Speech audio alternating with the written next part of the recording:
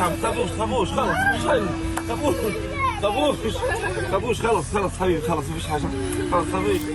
يا دول، يا أهل العرب، يا عرب، يا كل الدول النايمة، يا الخلايا النايمة، اصحوا على حالكم.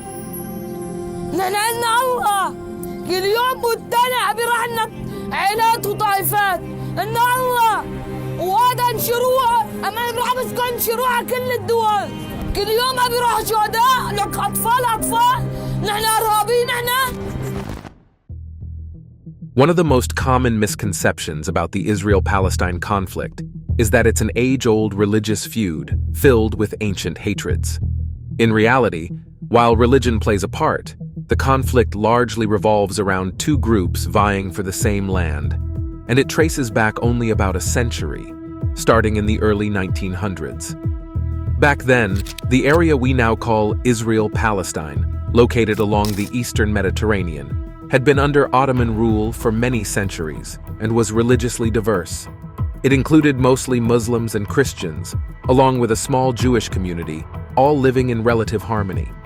However, two significant changes were underway. Firstly, more people in the region were beginning to identify not only as ethnic Arabs, but also as Palestinians, with a distinct national identity taking shape. Simultaneously, not too far away in Europe, more Jews were joining a movement called Zionism. This movement asserted that Judaism wasn't just a religion, but a nationality deserving of its own homeland. In the early 20th century, tens of thousands of European Jews began migrating there.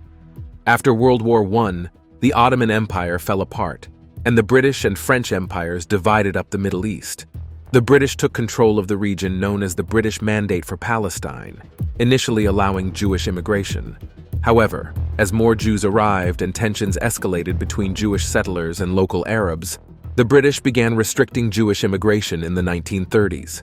In response, Jewish militias emerged to combat local Arabs and resist British rule.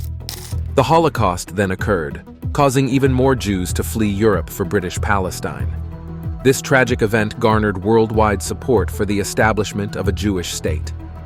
In 1947, amid growing violence between Jews and Arabs in the region, the United Nations approved a plan to divide British Palestine into two separate states, Israel for Jews and Palestine for Arabs.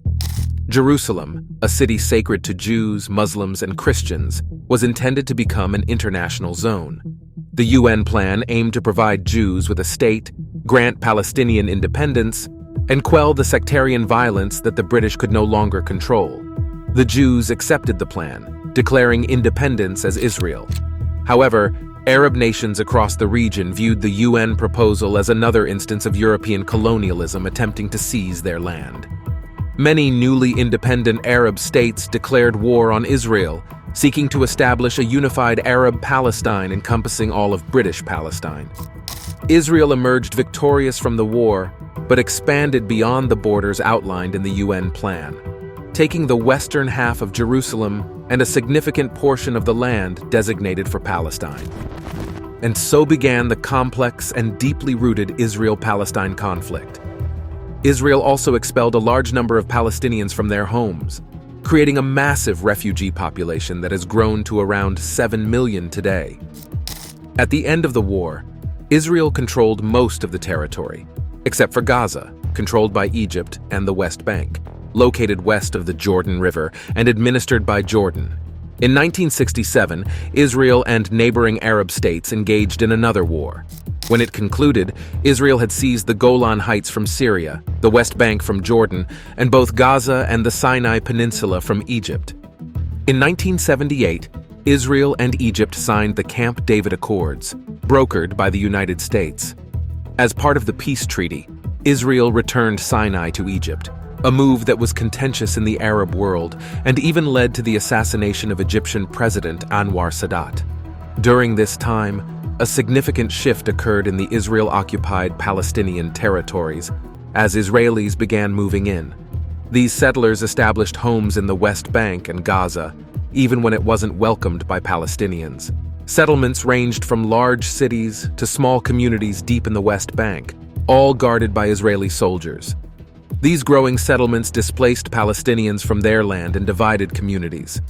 Today, despite being considered illegal by the international community, several 100,000 settlers reside in occupied territory. In the late 1980s, Palestinian frustration culminated in the Intifada, Arabic for uprising. It began with protests and boycotts, but escalated into violence. Israel responded forcefully, resulting in casualties on both sides. Around the same time in Gaza, a group of Palestinians, dissatisfied with the secular and compromise-oriented PLO, founded Hamas, a militant extremist organization committed to Israel's destruction. By the early 1990s, it became evident that Israelis and Palestinians needed to pursue peace. Leaders from both sides signed the Oslo Accords, viewed as the initial step towards Israel potentially withdrawing from Palestinian territories and allowing for an independent Palestine. Hardliners on both sides opposed the agreement. Members of Hamas resorted to suicide bombings to derail the process. Now let's talk about the significance of Al-Aqsa and the prophecies of this time. Allah speaks about this land and its mosque with special emphasis. Allah refers to it as the land that we have blessed and extends that blessing to the surrounding areas. Prophets before Prophet Muhammad, peace be upon him, have also spoken about this holy land. Imam Ibn al-Jawzi adds a beautiful insight, stating that Al-Aqsa purifies a person of their sins. When you visit and pray there, you are in a place where angels have worshipped, prophets have prayed, and even some prophets are buried. This is what makes it so blessed. Allah's plan was to take Prophet Muhammad, peace be upon him, to this blessed place. Jibril, peace be upon him, descended with an animal called Al-Buraq, which was astonishingly fast. Its speed was such that with every step, it covered a vast distance.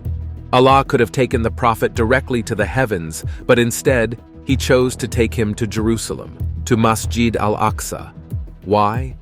Because there is something truly special about this place, something profoundly important.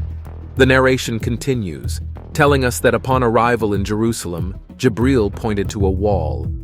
As he did, the wall miraculously split in half, and he tethered Al-Buraq in the middle of it. Just imagine witnessing such a scene. The Prophet, peace be upon him, then entered Masjid al-Aqsa and prayed 2 rak'ahs. It's incredible to think that the culmination of these events, from the Prophet's journey to Jerusalem to his ascent through the heavens, played a crucial role in the formation of our blessed Ummah. Yet it's disheartening to witness the current struggles over Al-Aqsa, where access is restricted for many of us, especially our Palestinian brothers and sisters. This pain reminds us that we must stand firm in our faith and continue striving for justice. This is the time for us to stand firm and united as an ummah. This is not the time to sit back, but rather to help our brothers and sisters in every possible way. Indeed, Allah's help is always with us. May Allah protect our brothers and sisters through this rough time. See you in the next video. Till then, may Allah be pleased with you.